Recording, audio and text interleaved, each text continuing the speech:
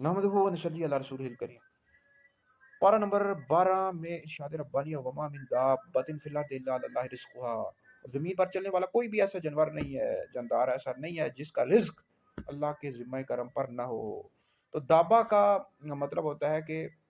ہر وہ جاندار جو زمین پر رینگ کر چلتا ہے، تو اس سے مراد دابہ سے مراد انسان بھی، اس میں تمام انسان شامل ہیں، اسی طرح تمام جاندار جانور شامل ہیں، یعنی جانور شامل ہیں، حیوانات، پرندے، یہ سارے اس میں شامل ہیں۔ یعنی زمین پر چلنے والا کوئی بھی ایسا جانور نہیں ہے، انسان نہیں ہے، اور پرندے ہوں جس کا رزق اللہ رب العزت نے اپنے ذمہ کرم پر لازم نہ کر لیا ہو۔ یعنی یاد رکھے کہ اللہ رب العزت پر مخلوق کو رزق دینا یہ فرض واجب نہیں ہے، اللہ کا فضل و کرم ہے، اللہ رب العزت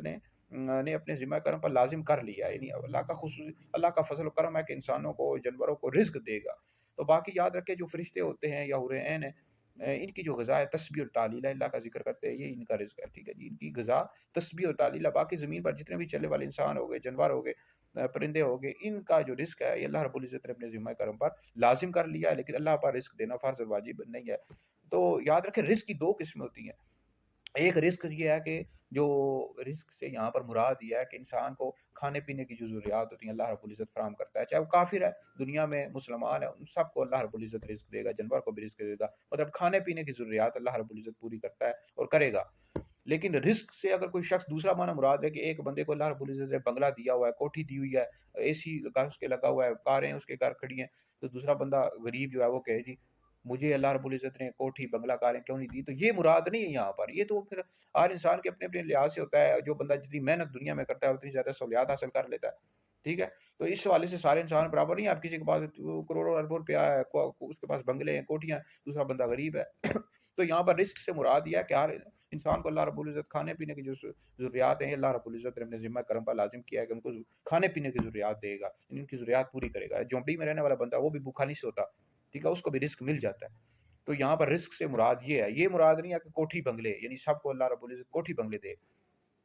یہ مراد ہرگز بھی نہیں ہے۔ تو دابہ سے مراد چلنے والا، زمین پر چلنے والا ہر جانور ہے، ٹھیک ہے جی، انسان ہو گئے، جانور، حیوانات، سارے مراد ہے، کیڑے مکوڑے، تو سب کا رزق اللہ رب العزت نے ذمہ کرم پر لازم کر لیا ہے، فرض واجب نہیں ہے اللہ رب العزت پر۔ تو باقی یہ ہے کہ رزق اللہ رب العزت سب کو دے گا، انسانوں کو بھی، جانوروں کو بھی، کفار کو بھی۔ کفار بھوکے نہیں مرتے، حالانکہ اللہ کو نہیں مانتے، ہندو، سکھ، مجوسی، یہ اللہ رب العزت کو وحدہ لا شریک نہیں مانتے، بتوں کی پوجا کرتے، لیکن اللہ رب العزت دنیا میں سب کو رزق دے گا، لیکن آخرت کا عذاب جو ہے نا وہ بڑا سخت ہے۔ یہ جو ہندو، سکھ ہیں، مجوسی ہیں، عیسائی، یہودی اللہ کو نہیں مانتے، نبی کریم علیہ السلام کا کلمہ نہیں پڑھتے، تو آخرت کا عذاب بڑا سخت ہے، پھر قبر کا عذاب آخرت کے لیے ہمیشہ ہمیشہ کے لیے دوزخ میں رہیں گے۔ تو جس شخص نے نبی کریم علیہ السلام کا کلمہ پڑھا، مسلمان ہو کر دنیا سے گیا، وہ جنت میں جائے گا۔ بہرحال ویڈیو سنیں، دیگر لوگوں تک پہنچائے، آپ لوگوں کے لیے بہت بڑا صدقہ جاری ہے۔